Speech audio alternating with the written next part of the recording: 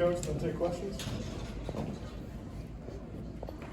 Yeah, hard-fought football game. Really proud of my football team. Thought they gave us everything they had. We just came up short. Game kind of flipped on that defensive pass interference call on third down, and they were able to capture some momentum there in the third quarter. Proud of our guys for being able to get back, get the touchdown, get two, cut it to three, but ultimately have two turnovers at the end were the difference. So with that, I'll open up for questions.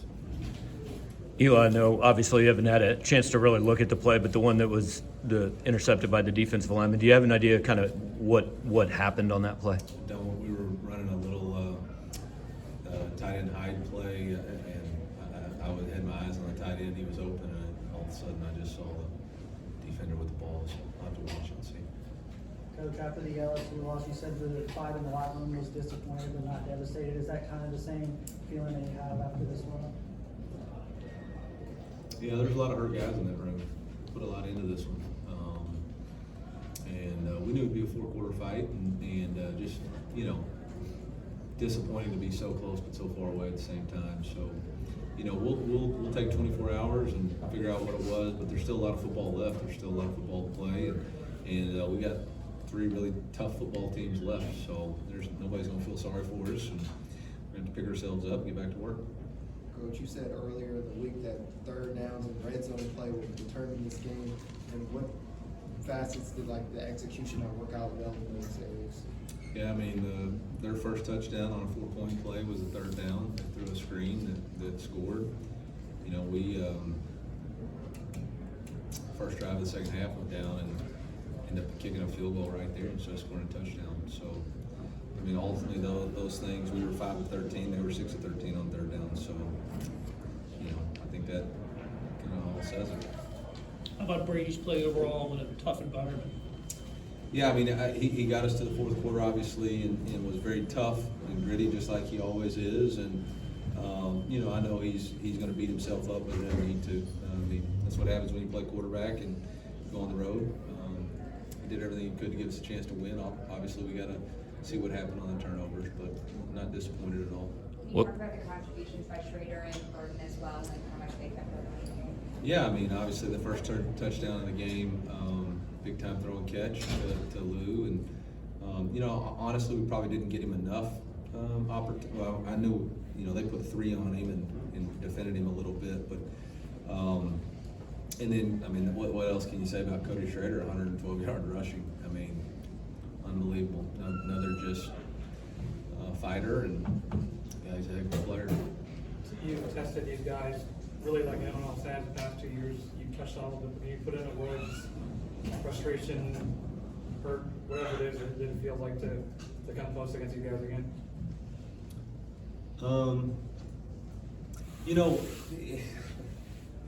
You got to go battle, and you got to go battle, and that's what we did. And there's no guarantee of outcomes in the battle. You got to go out there and give it everything you got. You got to put everything you have into it. You got to put your whole heart into it. And our team does that. They put everything they got into it. Our coaches, everybody. But when the game's over, you got to pick up the pieces. This is the final game of the year. So, we're disappointed because we put ourselves in a position to contend for the SEC East, which is, the goal that we have in place. And that's really not going to be in our control any longer. And so we got to refocus on what our new goals are. And that'll be the challenge for me and our staff and our captains to refocus our energy on what we can accomplish this season. So, we want to win every game. So I don't care if it's Checkers or South Dakota State or Georgia. We want to win every game. Eli, your offensive line, obviously Cody had a big day. They did pretty well at the line of scrimmage, had a couple of the pre-snap things. Did noise or atmosphere have any sort of impact there, do you think? In the first half we had 2 false starts, one of them on a move call that they had, and then the other one was on us. But I thought we handled the environment fine. It's a big time environment, so you're going to have some things you got to fix. Coach, what did they tell you about that offensive pass interference late in the game where they called it and picked it up? What did the refs tell you about You know, the thing about our league is that there's not really any explanations, and then there's no explanations to y'all from them. So, I mean, you can ask me all you want. I can't really say anything, but better question is to ask them, because I thought it's, you know, whether or not it's conclusive evidence. I can't see any conclusive evidence where the ball is, but apparently in Birmingham they found conclusive evidence. So I don't know. I guess you'll have to write a letter to somebody there and see if they'll answer it. Eli, what is it about this Georgia team that seems to be able to kind of just step up a notch late in games? It's happened a couple of years in a row against you. I mean, they're champs. That's what champs do. I mean, you got to knock them out. Couldn't knock them out. I mean, they you got a championship mindset. They've been in these battles before. I mean, so we knew we weren't going to come in here and sneak one out. We had to go toe to toe with them. We did through 3 quarters. We just couldn't finish it the last 5 minutes of the game. Eli Georgia scored the first 2 possessions, but you guys were able to kind of stop that kind of as the second quarter went on. What kind of changed in those few possessions? I'll have to go back and watch the tape, to be honest. Yeah, I don't know. I know we had the ability to affect the quarterback, which was kind of going into the game what we felt like we needed to do. But you know, he's really gaining a lot of confidence in his play since the Auburn game, and you can tell that that's continuing to grow. I mean, he made some big time plays in some tough situations. Coach, you seemed pretty fired up right before halftime on that run where Cody Schrader got down to the boundary that they called mid-bounds. Like, what was kind of the thought process as you and Georgia were exchanging possessions there right before halftime? Yeah, ball goes out of bounds. It should be a dead clock.